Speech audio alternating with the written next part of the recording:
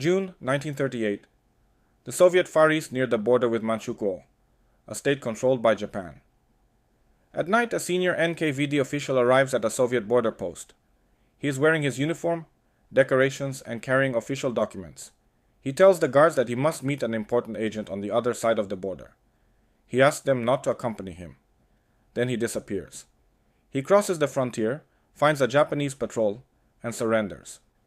He was not an ordinary refugee. He was not a prisoner escaping from the Gulag, and he was not someone who fled repression before becoming part of it himself.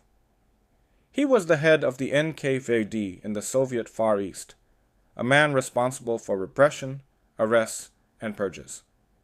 Until recently, he had belonged to the group of officials regarded by the N.K.V.D leadership as politically reliable. His name was Genrikh Lyushkov. He was the highest-ranking N.K.V.D official to defect from the Soviet Union to a foreign country during Stalin's rule. For the authorities in Moscow, his escape was both a shock and a serious embarrassment for the Soviet security apparatus. Lyushkov knew the secrets of the Red Army, the Soviet security services, and the military situation near the Japanese border. He also knew how the Great Terror worked, because he had been part of it. And when he understood that the terror could reach him as well, he did not wait to be arrested. He escaped. Genrikh Lyushkov was born in the year 1900 in Odessa, into a Jewish family. He grew up in the final years of the Russian Empire, in a world shaped by poverty, social tension, and political violence. The revolution of 1917 opened the way for rapid advancement for many young Bolsheviks. The new regime needed loyal, capable people who were prepared to carry out orders without asking too many questions. Lyushkov joined the Bolshevik apparatus, and in 1920 he began serving in the Cheka, the first Soviet political police force. The Cheka had been created during the Russian Civil War as an instrument against counter-revolution. In practice, its role soon became much broader.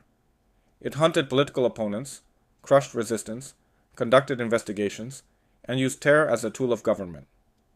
Over time, the Cheka became the GPU, then the OGPU, and finally, the NKVD. The names, structures, and leaders changed. But the basic principle remained the same.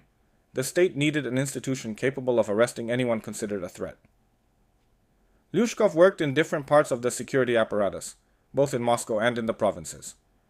He built his career because he understood the rules of the system.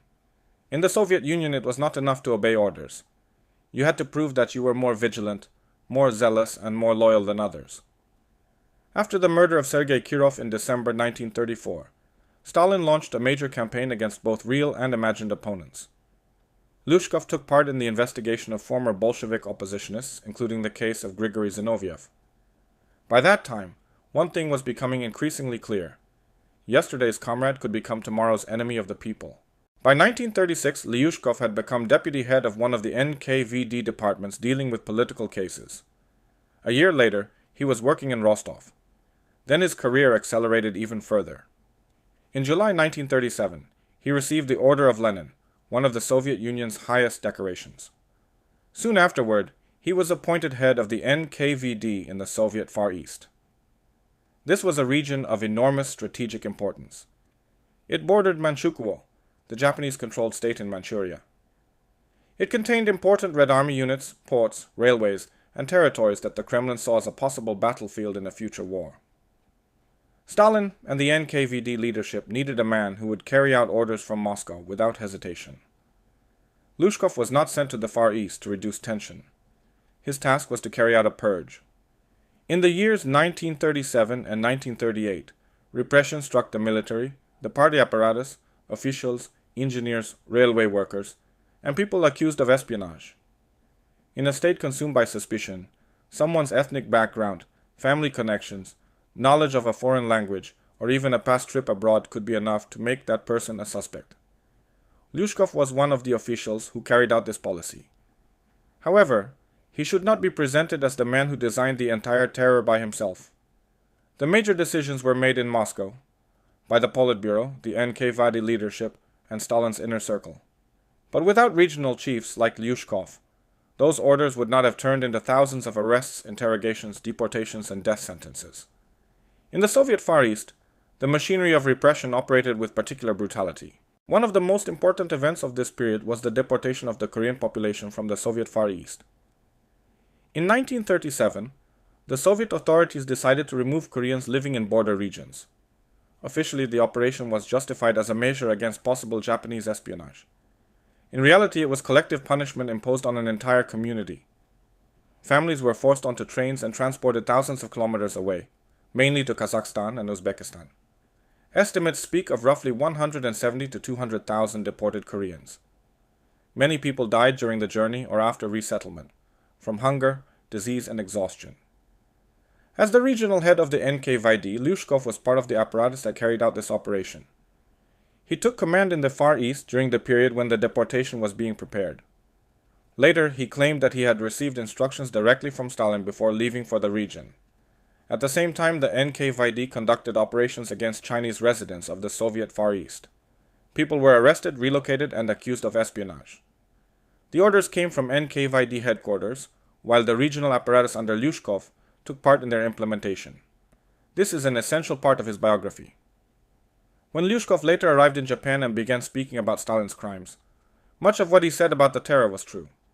But he was not speaking as an outside observer. He was speaking as a former official who had helped turn terror into policy. The Great Terror had a mechanism that made it especially destructive. It did not stop with the groups already labeled as enemies. Over time, it began to consume people from the center of power itself, party officials, Red Army commanders, and NKVD officers. In 1938, Lyushkov's position began to deteriorate rapidly. In Moscow, more and more members of the security apparatus were arrested. Officials associated with earlier terror operations and with the previous NKVD leadership were now becoming suspects themselves. It was enough for your name to appear in an interrogation record. It was enough for someone already under arrest to name you as an accomplice. In a system based on forced confessions, accusations could be manufactured against almost anyone. Lyushkov understood what this meant. He knew the methods of the NKVD. He knew that arrest did not have to lead to a fair investigation. He knew that guilt did not have to be proven. And he knew that decorations, previous service, and loyalty offered no real protection. At that time, people who had recently been at the top of the system were disappearing. Red Army commanders, party leaders, and NKVD officials were all being arrested. Soon, Nikolai Yezhov himself, the man whose name became a symbol of terror, lost his position. He too would later be arrested and executed. Lyushkov realized that he could be next. He had apparently tried to arrange safety for his wife and daughter by planning their departure from the country. The plan failed, and his family fell into the hands of the very apparatus he had served for years. There is no reason to portray Lyushkov's escape as a sudden moral awakening. He had known for a long time what terror meant. He had been one of its executors. He fled because, this time, he himself was in danger. On the 13th of June, 1938, Genrikh Lyushkov crossed the border into Manchukuo and surrendered to the Japanese authorities.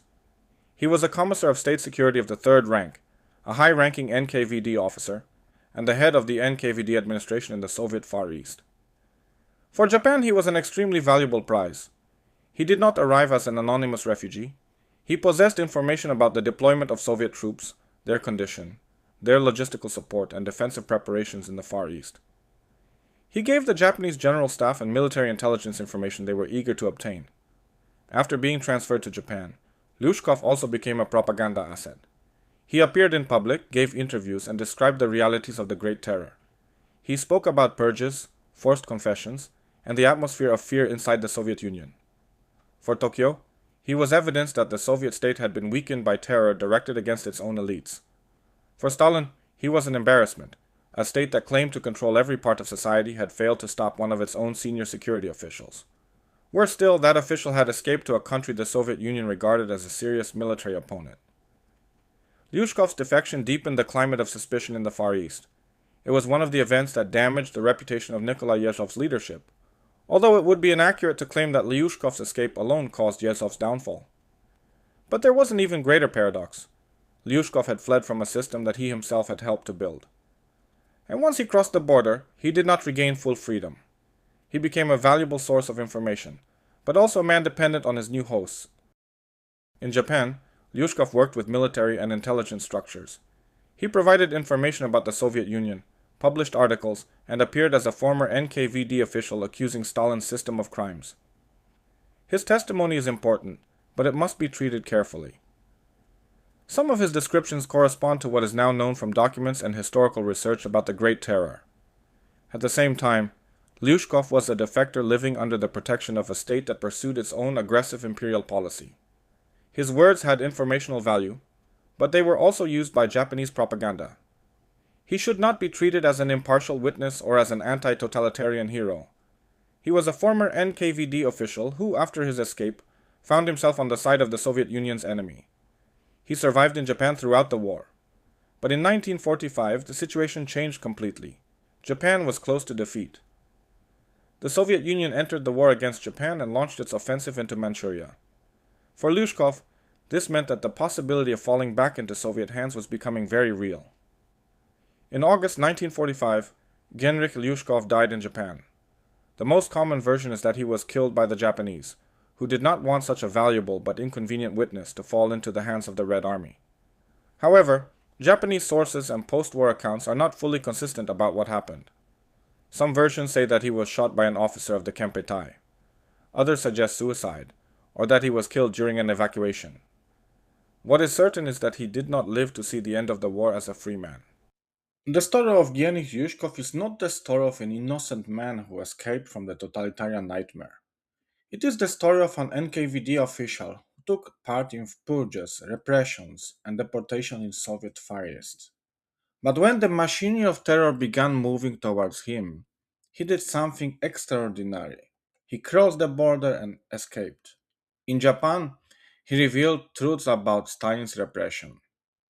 But he did so as man who had previously been part of the repressive machine, not as someone who had fought against its crimes from the early beginning. Yushkov's story shows how the Great Terror worked. The system demanded ruthlessness, it rewarded loyalty, and it destroyed even those who had carried out its orders most faithfully. Inside the machine, there were no permanent masters. There were only people who had power over the other people's lives for a time, until they began to fear for their own. If you like the video, please subscribe. Thank you for watching and hope you enjoyed.